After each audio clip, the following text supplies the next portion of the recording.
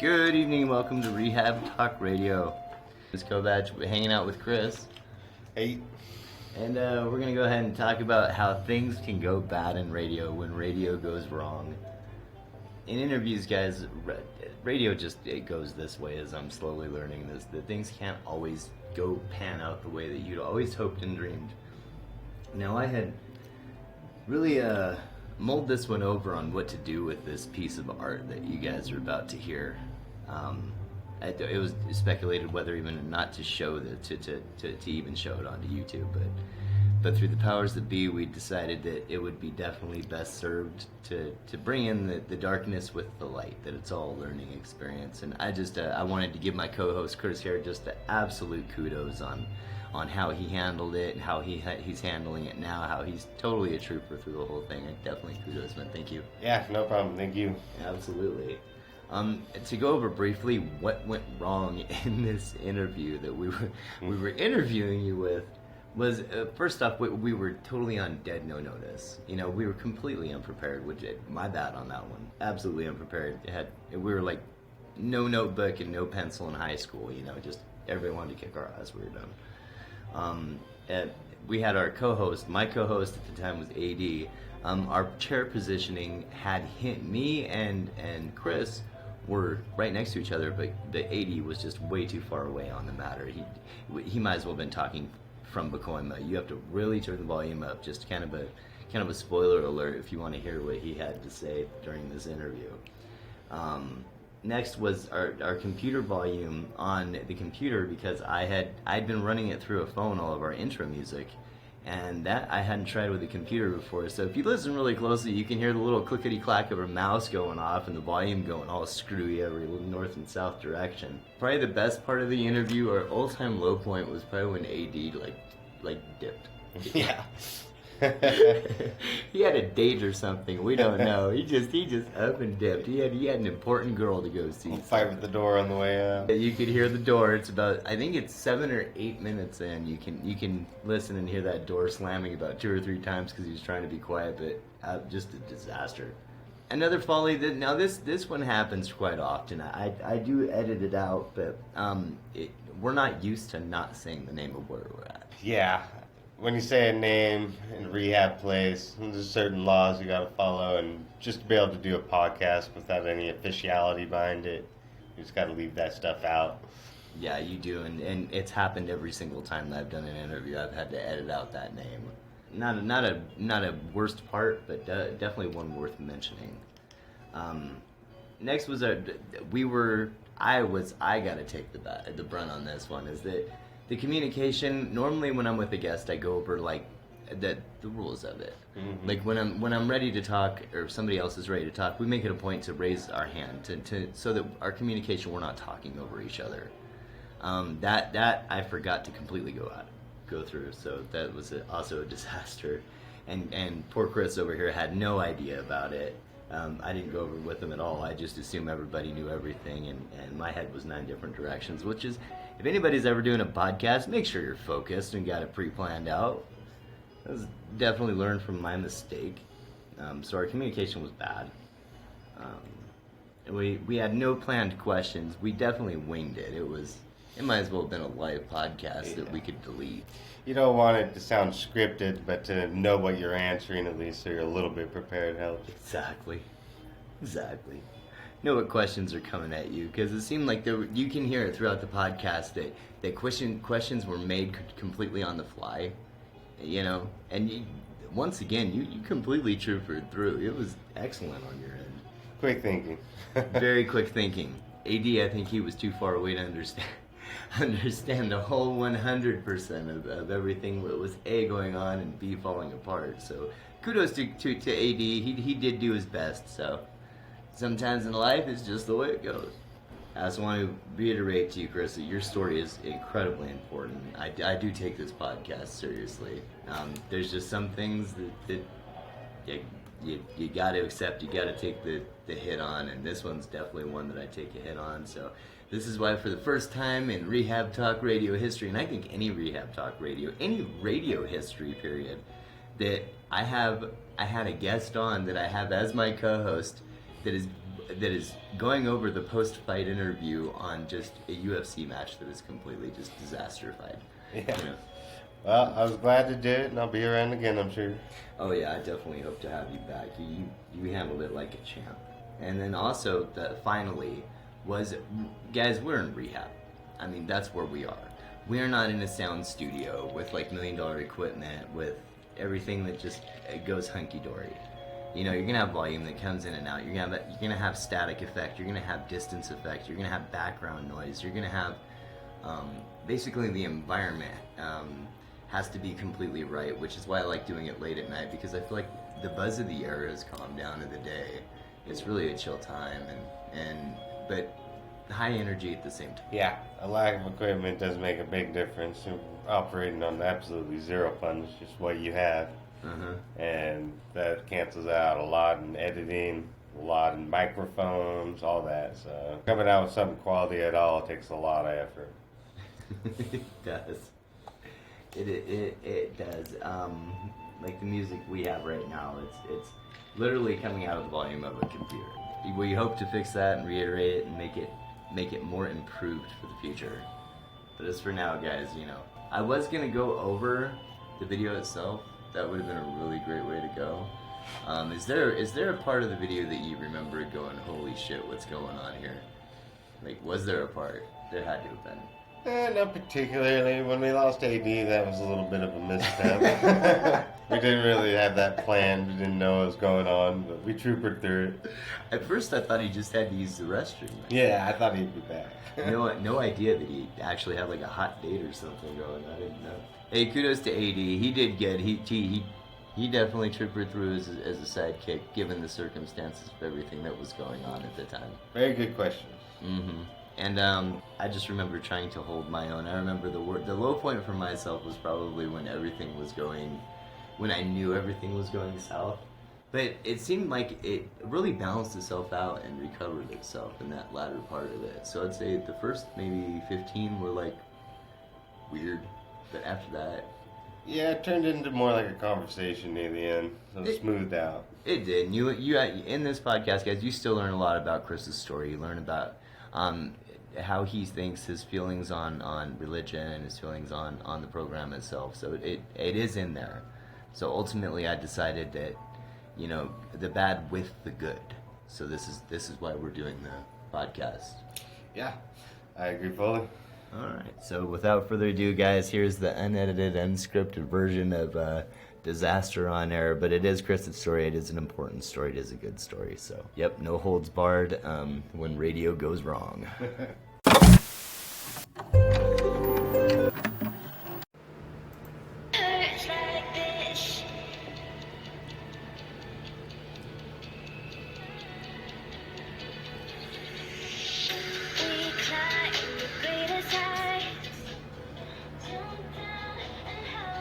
Good evening, welcome to Rehab Talk Radio. I'm sitting here with Chris, our guest, and let's go ahead and say hi, Chris. Hey, I'm Chris. Hey, and then my co-host AD, as always. Hey, what's up, world? All right, we're coming at you live from the computer room of Rehab. Alright. I have a chest here. All right, tonight on the docket, no news. I'm done with news. News is no longer my deal. I'm done with it for a little while. It's too much work, and I've been editing for far too goddamn long. Anyway, on the docket, like I said, we got Chris as our guest. He's going to let us know exactly what's going on, his story, anything he wants to talk about. We also got a couple of subjects on what would you do? How would you treat somebody that has left and come back from rehab? Also, what does engaging in a community mean to you? Well, for us, it seems to be a huge ordeal, which our head seems to ask us and ask for a thesis for us to go ahead and run it by. Anyway, Chris, good to have you on the show, buddy. Good to be here. Hey, thanks for coming on, man. I really do appreciate that. Yep. So, Well, well, community-based living. yes, yes. Yeah, we'll get straight to that. Well, what does community-based living mean to? Well, a little bit about you first. Just a little bit of the little synopsis. We'll run down, and I'll try and dig deep. See if you don't kick me away in the next 10 minutes. Well, the end game was I ended up in Reno 2 years ago. Got hooked on methamphetamine on the needle. Ended up in jail, in and out, until I got a blackout robbery and ended up in jail for a year straight. Went to inpatient, and here I am. From jail to inpatient to amongst the crew. Yeah. Awesome. Hey, so how you feeling today, Chris? Feeling good. Enjoying life here. Oh, Enjoying life. So, Mhm. where did you move from? From Reno? I came from Washington State. Why Reno? We started traveling when I turned 33, and my truck got impounded here, so we stayed here.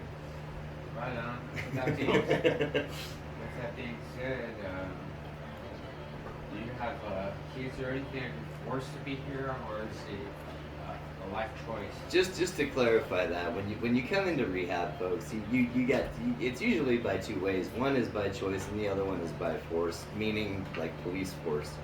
Right. So, Well, I do have a daughter who's still in Washington, and then I'm in the gray area between choice and not.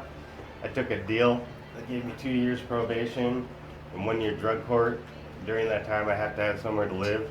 But on the same token, I could have not taken the deal and been on the streets 3 months ago, so I chose to force myself here, basically. that's it. It's usually choice by force. I like Yeah. that. I'm enough to use that. So, you struggle with cravings, withdrawal. You weren't on opiates, were you? No, I was an opiate addict 10 years ago when Oxycontins were big. I gave that up. I had 2 kids, a stepdaughter and a daughter.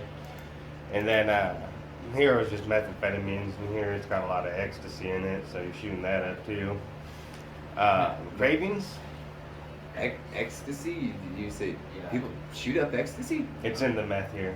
Exactly. Holy It's for Jesus! I didn't even know you could boost ecstasy. It's not in the Yeah. exact form, but it's close. real. It don't even make sense. And when you come up, I come up dirty. I mean, I came there for Indian Day. I'm like, I haven't even done ecstasy in years. Yeah. It's in the meth, and it don't even make sense.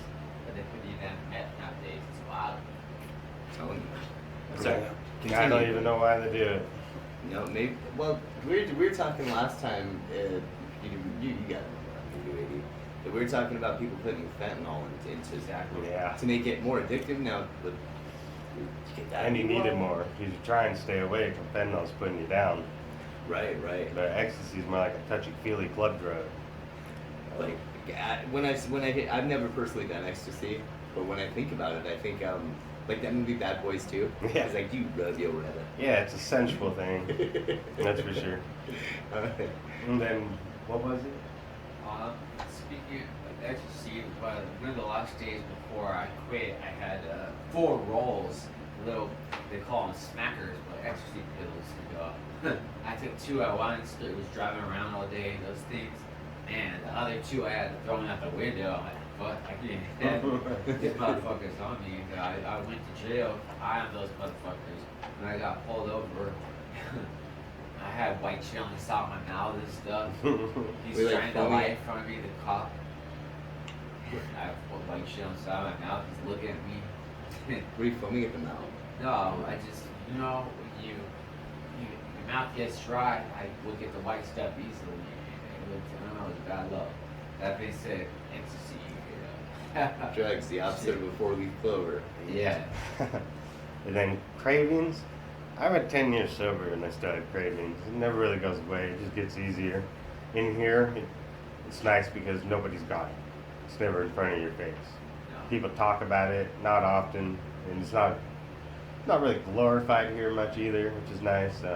Just staying away from it makes it a lot easier. So talking about it isn't really mainly a trigger for you. No. No. If Yeah. like seeing it on, if you saw it like on TV, is there anything that would be like? We've a had trigger? shows with people shooting up, and it doesn't bother me. No. If I'm gonna do something, I'm gonna. If I'm not, I'm not. Right. If I'm gonna choose to use it, I'm just gonna walk out the doors and do it. Okay. So that was the deal here in Reno, was the ecstasy laced methamphetamine or the methamphetamine laced ecstasy, one of the two of the three. Yes, it was. Unbelievable. Yeah. That being said, I don't know. What motivates you? What do you see yourself at the end of and within a year from now? What do you have in mind for yourself? My goal is to get out of the courts and get back to my daughter. I raised her from 8 years. She's 9 now. 9. Yeah, so I need to get back to her. Right on.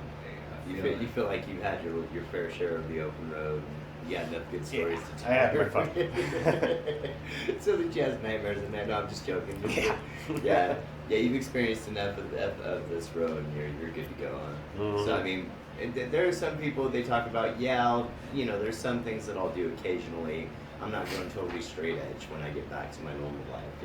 When you go back to normie status. I mean, is that how you feel? I mean, there's some people that can't. Myself, I can't. But I don't know. When I said I was sober for 10 years, I still smoked weed. That never went away. And it wasn't what got me back into dope, or into dope in the first place, I should say. It was just a thought. And the honest story behind it was I lived in a small town, and I was lonely, and I didn't know anybody. And I wanted to try dope and have sex. And this is the real story. I went on Facebook and typed in the town name and female. And messaged everybody in the town.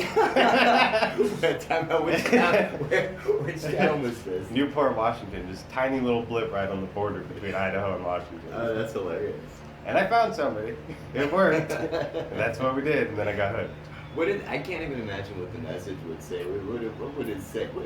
They want a party or? Yeah, now they call it just partying. Yeah. It's a subtle way of saying it was spooky all night. Being freaky. 31 male down to party. Yeah. First time in BMW, baby. Don't have nothing to offer but a warm dip, right? Just slinging dip, like it's going on style. You have to leave a caption. Did you have a car at the time, or is it must provide ride? No, I had a job, I had a car, I had a life, I had my daughter still. Had my own place. Just got lonely. Just didn't know anybody. So you were like a responsible human being. Yeah, I've spoken with you before. Yeah. At 24, I bought my first place, private community, private beach. I've owned a business for 5 years, a mechanic shop. So I've already done this and that, settled down. And then one day, baby mama up and left for dope and left me with stepdaughter and my daughter. Stepdaughter got taken away to the father. I troopered on for a few more years and fell out. Wow. Were you involved in AA or anything like that? And did that help you or work for you? Honestly, for me, it's just not, it doesn't click with me. I've done it for up to 2 years at a time, but it's just sitting around and talking about it doesn't do me any good. Okay. The idea isn't, I'm not here to convince you, but the idea is to sit around and talk about it, but to move forward. And, most solid dudes I've seen, those fucking AA guys. But Smart Recovery helps some people. I was just wondering what avenue you used at the moment. Well, I look at it like this. It does have good things to teach. I have gone through, I went a lot further than just the meetings. I bought a lot of the books, researched the people who started it, where it came from. And for me, it's just like religion. I'll go to church, I'll sit and listen, and I'll pull things from it. But I'm not a full-time attendee or believer. I'm not fully dead set into it. But there's still plenty to learn, plenty of things you can use. And so you are religious. You're Agnostic. Agnostic? Yeah, I believe in something, not the definition of it. So, I can technically believe in every religion, good things from every one of them. Yes. Oh yeah. We know in our essence. I can agree with that because I'm halfway agnostic. When it comes to myself and the good Lord, I say the word "if" is what I use a lot. If the guy exists, if there is a heaven, I'm going to be good whether there is or isn't. But I mean, it says that I have to believe in Jesus or I have to believe in heaven. Then yeah, then yes. So it's my little loophole. I'm gonna have to deal with that when I go upstairs. When I go upstairs to see the big man. I say that it's not comparing the two, they're separate. AA and religion are two different things. I'm just saying they both teach good things and make good people. And for who it works for, I mean, great, go for it. Use it. There are some people, though, that the AA is their religion. They hold up the big book and they say hallelujah. Every day, holidays. I've been to a Christmas AA. You'd be surprised how many people are there. Exactly. Myself, I find comfort in it. It helps me. It helps me. It works for me. But the idea is to push you about it. It's yeah. If you could say clean however way you do it, more fucking power to you. Who can knock that, right? But it seems like you're doing pretty well. one of the subjects was people going out and leaving and coming back here, and some people not being allowed to come back for a month. Mhm. It's in a it's kind of a controversial thing right now. It Yeah. very much is, yeah. That obviously you guys know that we have recently had people leave the house, Yeah. and they have come back, and everybody's got kind of a mixed opinion. You know, there's 70 guys in this house, and we all have our own opinion on it. Sure. Some take it with a grain of salt, some take it really seriously. Yeah. If there was a way you could feel about it, if you wanted to say how you feel, you can totally reserve your right to remain silent. Oh no, it's a two-way road with me. So on one token, we're all going to fall in this business. We got a pretty high failure rate. So to be able to come back is a blessing. And when you lose somebody, that really sucks, especially if you're close to them in any way. Oh yeah. And having another chance at life, second chances are what it's all about. We're all going to fuck up in some way or another. The other side of the road is there's a long line waiting to get here. I mean, just to get out of jail, it took me a month and a half to get into a rehab. Then to get from rehab to here, it took me another month. So you got those fresh guys who are still on the streets in danger of dying every day. They could lose it too.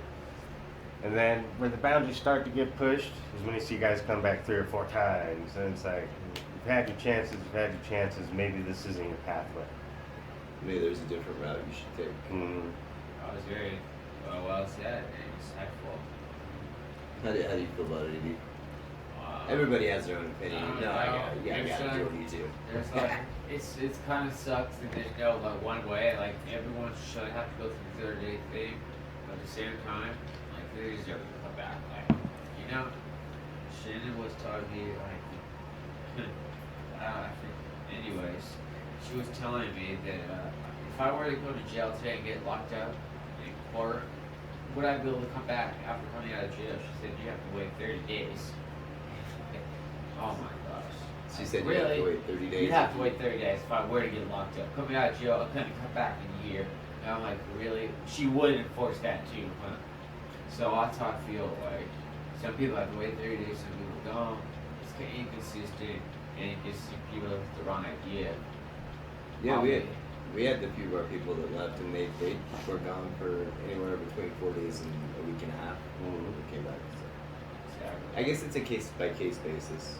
It is, but there is, it's supposed to be 30 days, like, no matter what. Like, So from the time you leave to the time you are the eligible time to you're return. out, yeah. And then they still have to staff you to even let you back. Detox, a program, things like that. Pardon me. Yeah. Okay, yeah, I know. Before I came here, I know that I had to go through CTC. Oops. I had to go through a detox, and then I was able to come back here into here. I was originally wanting to go to another place that was a 30-day, and I told them that I wanted a long-term program. Was that how it was with you? Was it long? Did you request long-term, or were you forced? Mine was into step by long-term? step. It was jail, inpatient, here. Was it? Yeah, this was for continued living. Oh, okay. I gotcha. So this is where it came from. Personally, when it comes, I think that I agree with you, definitely. If somebody is genuinely needing help, I call it the beast. If the beast kicks their ass and they come back, there's no harm, no foul in that. That is at very least understandable. And there's a difference between the beast getting you and taking advantage of something. That I think with all three of us, from what I'm hearing, is where the line is pretty much drawn. It definitely is like a beast. There's no other way to put it. It's fucking crazy. It is. It is So, crazy. as good as you do it, it'll still try to convince you that so you can keep doing it. Mm-hmm. It really is a disease in my honest opinion. Some people think is it like a disease like cancer, but left untreated, it will kill you. Because some people think addiction is a choice. Some people, in fact, say that it is not by choice. It is a fucking disease. And you can't control it. This is the only way to manage it. But we'll live with it for the rest of our lives, whether you accept it or not. Yeah, I like that analogy. I said in a group today, it's like having a cold forever, and then the different things we do is like taking a cold medicine. The different things being meditation, AA, religion, groups, sober activities. it gets rid of the symptoms 12, 24 hours, but you stop taking your medicine and the symptoms come back because we're always sick. That's a very well way to put it. I do like that. And then on average, how many classes would it? I've got probably, I would say, like 5 or 6 classes a week. Yeah. I just graduated a couple. Well, would you say, like, between like the educationals and AA and all that stuff? 2 to 3 classes a day. 2 or 3 a day? Mm-hmm. To lead them. That's a well, but then again, when at your stage, now for those of you that don't know, Chris he's a black lanyard, experienced black lanyard. Senior He's black been- lanyard. They're very senior black lanyard. They don't get much senior than you. You've been here for when did you first get here? I've been here about 2 months. About 2 months ago, Mm-hmm. right? So 2 months ago you got here, and I know that it was you and 2 other guys. Yes. Um, We both were an inpatient together. You said, but well, I know that 3 of you came in. 3 of us were an inpatient together. Uh-huh. 2 of us were in the same pod in jail. 1 fed me while I was in the hole. So it's we were all in jail. It's everybody that you know just Yeah. kind of migrated We here. just kind of followed each other here. I'm sensing a pattern there. Oh yeah. Oh yeah. So there was a. So that's why you guys were so tight when you first came out. I don't see you guys very much together. Have you guys branched out and got on your own program? Kinda. Kind of. One's always been kind of to himself. Mhm. The other one, like me, initiated into committees quickly. He's head of maintenance. I'm head of kitchen cleanup. So Yep. we're very active. We do Yes, a lot. yes, you are. For those of you that don't know, I've mentioned on this show that I do the dish committee, and then also good old Kev, he does dish committee too. And this is the boss, guys. This is El Patroni. Oh yeah. He's the big nuts around here. He's the guy that he rules with an iron fist. No credit, all blame. No, you're actually really cool about it. You know what I mean? Yeah. Because there's easy chores here and there's tough chores. Yeah. Nobody wants to be on the dish crew. Nobody wants to be on the dish crew. Because most of the chores around the house, like that, when you know very well that when you get in here, you're assigned a chore. Yeah. You know, and most chores are like 15 minutes. I Like, still have one. like you clean the bathroom. Mhm. You know, I mean these are tiny bathrooms. They take 15 minutes at most of them. You're looking at like 5 to 15-minute chore. Yeah. Mine right now is I sweep the stairs. Yeah, One set. That's it. And we got pretty much 4 sets of stairs. You got one on each side of the building, and Yeah. it's 3 stories, so 2 sets of stairs on each side, 4 stairs. But yeah, there's guys that have the totally daunting task of feeding the fish. That is just Oh yeah. such a horrible chore. You know, and then it takes true grit to be a dishwasher, especially when your effing disposal goes out. Your Yeah. garbage disposal. Now, how long has our garbage disposal been out? How long have we been What? out with this bullshit? Just got replaced tonight, but we went about a month without it. A month. Sticking a your month. hand in there, using a plunger. Yes. Shout out to maintenance, by the way, for that month long having to use the plunger deal. Yeah, that one slid down from the boss. Yeah, yes, it did. But, and I can't help but think, has that plunger been used or not? Even if it has, I have washed the hell out of that thing every time. Just because you associate a plunger for a sink with a plunger for a toilet. And yet, yeah, a DIY hint, like rule number 147 is that a plunger does work for a sink. Better I noted, recommend it. it comes with an Allen wrench that goes in the bottom to spin it. We just lost ours. We are. We could be one ghetto ass household. Right. I'm telling you. So last week our head had given us this paperwork, and he's a newer guy. I mean, what do you think of him? He's new. The new coordinator? Yes. He's incorporating a lot of groups back in, starting his own things. He's trying to get everybody organized and centered again. He does, because we didn't have a structure for a long time. We had the one guy leave. He was the Yeah. head. He left, and the slot was kind of just open. So we were kind of like a bunch of Indians with, like, I don't know, a few chiefs, but no like head cheese, no elders. You know, no elder at the top of the clan. So we were just trying to kind of organize our teepees, and we weren't getting our wampum on. Oh, yeah. When I first got here, it was TV all day long. There's hardly any groups. There's 2 a week that were required. Yeah. Things have vastly changed. Chores. Chores were they were mildly regulated. Unmonitored, yeah. Yes, very unmonitored. I mean, that our staff didn't even know that you were the boss until 2 days ago. No, yeah, I was just saying, I've been had to clean up for a month and a half, and they just found out. There's a list up with your name on it. There shouldn't be. I was the boss for like 1 day, and I said, forget that. I'm done. Nope, I'm good. I did not want that. Especially since we had a guy. He left, but he was very difficult. You have those difficult people. He was very difficult. On the chore chart, it doesn't even say I'm a dishwasher. No, it doesn't. You're the head of it, and it doesn't even say you're on the group. You're on the crew. Yeah. So this guy, our new coordinator, he's been trying, as you said before, he's trying to really like coordinate everything, get everything, all the ducks in a row. Mm-hmm. And he'd asked this question that he'd handed out last week, which I guess you didn't get the paper because it was news to you. Yeah, I didn't get that. I think you forgot about it. Maybe you're on the couch. I don't know. By the way, you've got the world record. Don't get me wrong, you work your ass off, man. Mm-hmm. You do. You're a great worker. You're very involved with the community, very involved with this program, very involved with the work that's necessary to be done. But man, you love that couch, bro. Yes. Once 4 o'clock hits, I don't move. I've usually got the controller. You always have the controller. Yeah. When I first met you, I hated your guts because I wanted to watch Beavis and Butthead, the new movie, and you always had the remote, and I kept waiting for you to leave, and you just never did. Nobody even asked me for it. They just asked for a movie. I finally snapped and said, I want to watch Beavis and Butthead, goddammit. Which was good. It was good. Yeah, we watched it. It was awesome. So, okay, back on track. We've gone off the rails a little bit here. He asked the question and wrote this on paper for everybody in the house. 70 guys have to answer this question. Not only answer this question, but it's a piece of paper. You have to pretty much write an essay in this blank spot below. And it says, what does engaging in this community look like to you? We are working on creating a structure of consistency in order to make accomplishments. We must do so as a community.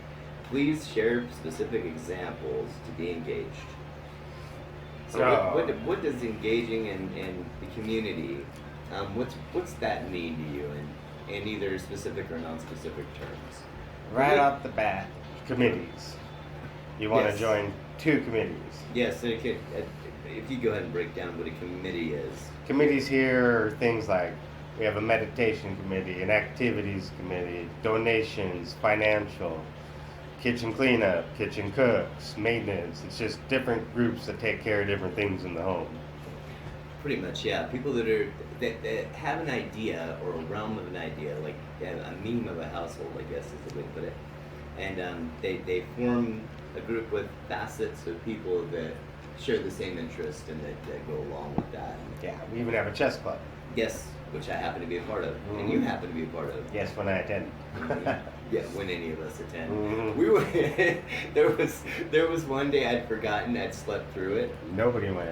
And I went to the head of the chess committee, and I'm like, I'm sorry, dude. And he goes, why? I'm sorry I wasn't there. What happened? And I wasn't there. I go, what happened, man? He goes, sorry, I slept through. And he's all apologizing to me and everything. I almost didn't say anything. I was just like, hey, man. Yeah, the weekends are off. Try not to be late again. You're miss class again. You know? But yeah, so what it looks like to you, and yeah. So you say joining committees. You want to join committees, rack up volunteer hours. Every Thursday they get groceries, help bring things in. Water. Yeah. Yep. There's a lot of stuff that gets replacing the water. House. If you see the bathroom's dirty, just clean it. If you just notice anything, the dining room at night, extra, whatever's noticed. And beyond that, there's a lot of mandatory groups, but there's a lot to learn from all the unmandatory ones, the ones that are just open groups, open forums. There's still a lot you can get from those too, so attending all those is going to boost you. It all looks good for phasing up as getting the next color language. Yes. Yeah, like we had one today. It wasn't mandatory to go to, but it was about healthy eating.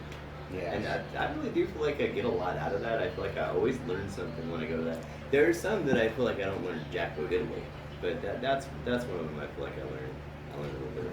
Yeah, most of them are timed down hours, so If they're during down hours and not doing anything else, might as well do. Might as well go. We have one that's early in the morning. That's almost every morning at 9 o'clock about relapsing, about how we choose to better ourselves from relapsing. Relapse prevention. That's it. Yep. That is a good one. Yes. They always have a guest speaker on that one. I've spoken it personally twice. And I can't help it, no matter how many times I speak at that and tell my story. Because how the structure of it, as you very well know, goes is you'll have two guys in the front, you'll have the head of the committee, and then you'll have the person being interviewed, and then about 12 guys around the room, which is this takes place in the living room with couches everywhere, which you're very familiar with. And they interview a guy, and he pretty much tells his story. This is kind of a little bit more of a loose structure to it, but that's kind of how I pictured this, almost. But it would kind of be like an unstructured relapse prevention. And a guy comes and tells his story about his turmoil and everything. Without questions, when I did it, it was like my whole life story was done in 15 minutes. We entered the group after 15 minutes, 20 minutes after questions. You're doing pretty good in comparison. We had a guy today, he was done in 6. Yeah. I looked at the clock. Now, when I first That got group here, ended up lasting. It did. It ended Yeah. up. There was a lot of conversation to go on about that, and a That lot of kinda turned into reassurances that. because the guy that was being interviewed just so happened to have been another topic of our subject. Yeah. So Which he came right out with in the beginning. yeah, he did, and I think that out of everybody here, the person that blamed him the most was him. Mm-hmm. You know, he blamed himself worse than anybody.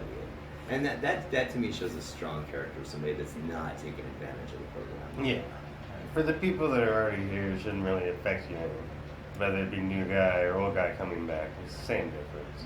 In my opinion, I kind of think it should almost inspire you. Yeah. Because if you cave, you know, maybe it opens your eyes. Because there were people that were very resentful. You know, they'd even brought it up in the morning meetings that we have every morning. Yeah. That why are they here? Why are they back? Well, what if you slip? Then you're not going to come back. And that's not the message that I think should be given out. And we've had a lot of guys who just leave too. And we got people here that work for a city company where they go around keeping track of all the homeless basically, and they've seen those guys back on the streets, lost, asking for money, looking hungry. So it's sad to lose a brother. I heard about 2 of them leaving. Two of our brothers. Yep, definitely got to drop the pen on the table for this. Yeah, 2 of our brothers have unfortunately left this past 48 hours. Yep. Yeah, this past week and a half, I think we've had. Oh my gosh, how many have gone? More than a few. 4, 6. But yeah, anywhere between. We're gonna say 5. But, yeah. It's a sad deal when it happens. It's always a good thing when they come back though. Yeah. Hopefully the number's lower than 5 though. I just picked so that we wouldn't both be wrong. So. It's not an easy program. I mean, I've worked my ass off here. I've been on a 2-week adherence, and I'm currently on a final adherence. And that's just for missing caseworker appointments, which is the caseworker is pretty much keeps track of all your appointments, your relapse prevention plan, you know, all that stuff. Now we were laughing at you about this earlier because you can make every appointment. You can any doctor's appointment. You can make any psychiatrist appointment, whatever. You know, I'm not saying you have that, but I'm saying if you had that appointment, you can make any. You're always there for dishes. You're always responsible as like the head of it. You know, any committees or whatever. Well, except for chest stuff. You're there, like on it, like blue bonnet. But when it comes to like your caseworker, she's like the one that you consistently miss. It's like how. It lines up right with when I'm in the kitchen doing dishes. We're usually in there anywhere between 1 to 3 o'clock, and my appointment's at 2 o'clock on a Wednesday. That's true. And just even if I get out of the kitchen, I've been distracted for a moment at times. So my mind's now somewhere else. Exactly. And I don't think about that meeting anymore. And I drop the ball. Yes, and you're at a horrible disadvantage because when you're a black lanyard, they take away all of your electronics. I mean, you're in a blackout period. That's why the color of the lanyard is black, is it's a blackout period. And it's not like you can just like set your alarm on your phone or anything. No alarm clocks, no cell phone, nothing. No, and I mean, how do you even wake up every morning at 7:30 for these meetings? Because after you get woken up so many times, you start to do it on your own. Now I can stay up. It doesn't matter if I go to sleep at 10 o'clock or 6 in the morning. For some reason, I'll wake up right at that meeting. Yeah, I have an alarm clock, and I get very lucky when they go off. I also have a good roommate. You know, Kev is my roommate. He always lets me know. He goes, "Hey man, wake up! We got a meeting to go to." And I'm like, "Ah, crap! I don't want to wake up." I'm on the sign-up sheet. They're supposed to have this deal where you sign up and people wake you up at the time you put. Mm-hmm. But both times lasts like a couple of days and then nobody wakes you up. I know, right? Yeah, we did. We even had every week we have a town hall, and this is where we go over community things. This is where that came up from. Is that we have to, we assigned 3 people for this, and if I'm not mistaken, AD is actually on that committee. There's only one that I know of right now. Who's that? Oh wait. Unnamed. Okay, gotcha. Well, edit. Okay. Okay, good. Yeah, I'm pretty sure. I'm pretty sure he is. And yeah, I haven't heard of anybody waking anybody up. Like maybe I think there was one day that it happened. We're supposed to have 1 per floor. And you've had like 0 per floor. I had somebody wake me up 3 times. 3 times in the Yeah. past, and we've 2 had weeks. 2 weeks now, 14 days, 3 times. So hey, I would say 1 in 5 ain't bad. Luckily, I'm close to the bedroom, so I can hear that getting yelled down the hall. Oh yeah. This building's so old, and we don't have a speaker system. We just yell. That's it. Anybody that doesn't know that every day, 3 times a day, there's somebody that stands outside of this combo lock door and screams just at the top of their lungs, because you got to scream not up 1 but 2 flights of stairs. And our good pal Chris here, his room just happens to be right there, right next to that room. So that's like your own personal cockadoodle-doo. Yeah, it does it sometimes. Yeah, absolutely. It could work out. Like me, I can't hear it. I'm in like the dead zone of the house. I can never hear him announce Dooner, and I can never hear him announce Nets or anything like that. Yeah. I can never hear a store run. I'm screwed. I'm at that just a terrible spot in the house. I miss everything. I bet there's quite a few people that can.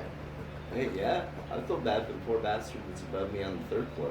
Then again, I think that there's a broken. I think we got 3 bathrooms on the 3rd floor, and I think the one that's broken is right above me. Thank God, no leakage. Yeah. Right. Yeah, there's another thing. 70 guys sharing 2 bathrooms on each floor. Per floor. With no water pressure. No water pressure. Yeah. So A, you got to totally, completely calculate how you're going to take a shower. And B, you better have a nose plug if you go in there, because chances are somebody left their own personal brand in there every damn time. Now there's a super secret bathroom that nobody really knows about, because the room's almost off limits. So I just use that one now. I lucked out, huh? Game room. Shit. Not so secret. I guess. I remember from the tour. Yeah. I'm not allowed up there. No gaming for me. I didn't even know it was up there until a week ago. I've been here for 3 months.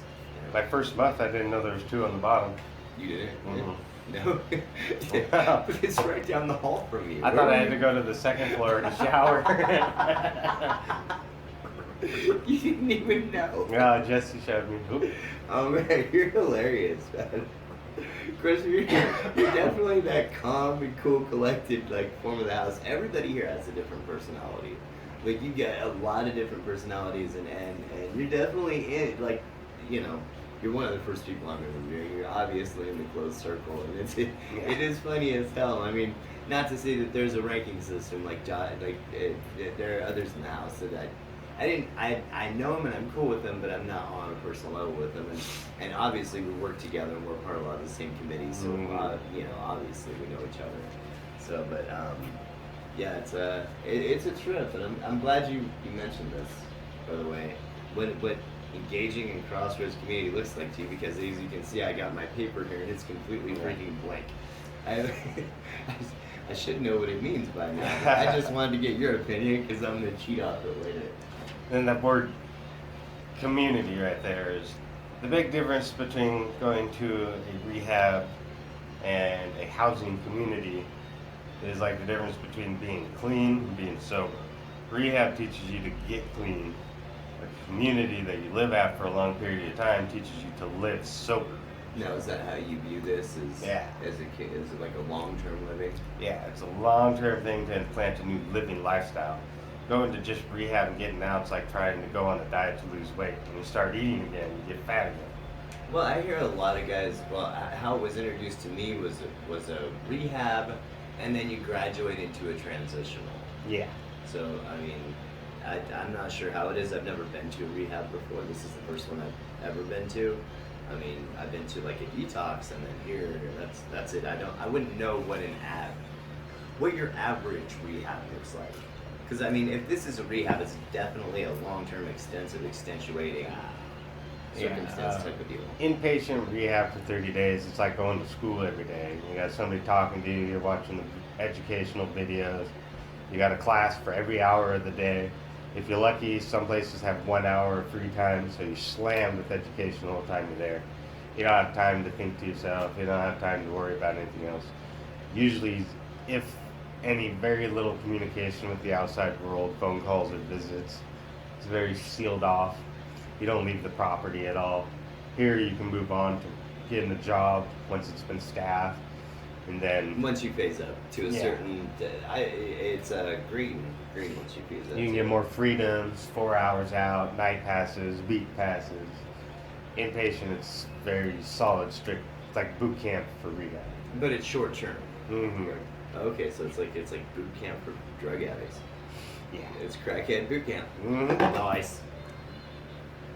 Well, how has this affected you as far as, has it affected you very lightly, heavily, emotionally, not at all? Just kind of like, is what it is, you're just taking it with a grain of salt? As you said, I'm very laid back, so You are. I can get comfortable just about anywhere I am. I was even comfortable in the streets, so moving in here, I haven't lived alone my entire life anyways. It's just more people that I'm around, is all. But honestly, you generally don't see more than 12 guys at a time. It's amazing. There's 70 people here, Yes. but I probably know a quarter of them. And I only see, like I said, at the most in the TV room, 12 guys at a time. The most you see, we have a morning meeting every day. You'll see the entire group, but you don't talk to anybody during that. Everybody is required to do this morning meeting, which is 7 days a week, 7:30 and 8:30. Go ahead. Yeah. And that's just to get the bearings straight on what to do for that day, how each committee's doing. And as far as I resonate here, I just sit in the background. I don't have problems with anybody. I get along with whoever I do talk to. Even the grumpy old people that some people don't like, and nothing really bothers me. I don't get into drama. We've mentioned the grumpy old people right here. Yeah. There are some bitchy personalities around here, but they are awesome. Shout out to them. We love you guys. The golden oldies, man. There is a responsibility with it. There's supposed to be a role model for the newer guys. Some of them can take a little more of a power position. On the same token, it is their job to remind us where to step next. It is. It's the responsibility, because as you go up in lanyard, you let the guys that or they were previously in that lanyard, you pretty much show them the way. You pave the road for them. Which is the core of all successful recovery, is helping the next guy. I couldn't agree with that more. Like the chess committee will live on forever. I'm sure there's something similar to this podcast in general. There'll be somebody that I teach along the way, I hope, and they can carry this on, long after I've left here and I've made my hundreds of millions of dollars from being a porn star. Yeah. Yeah. So. Yeah. Hopefully this will become a committee, because it does need to be passed on. It does, and I've talked to the head, and he wants somebody that knows what they're doing on it, because there are rules to this. It's a little, yeah, you wouldn't think so. You'd think you just pop it on and start it up, but yeah, a little bit does go into it, and it is something you got to think about and go over base rules like we went through beforehand, and it works out pretty good. And I really hope the next person that takes it over is a solid person. And if you're still black lanyard in a year, then you can take it over. Anyway, my man, everybody, this is Chris. It's been a great pleasure, man. Yeah, awesome to interview you. And yep, to everybody out there in TV land, remind you not to hold people's mistakes too far against them. You know, we're all only human, and we fall. But when we fall, man, I want to remind everybody, just try and fall forward. It's the only way we can go. Fail big, because this is what we got, man. Anyway, from Rehab Talk Radio here in the glorious Reno, Nevada, this is Kobach and Chris, and my co-host has seemed to have wandered off, but he says bye too. All right, everybody, take care.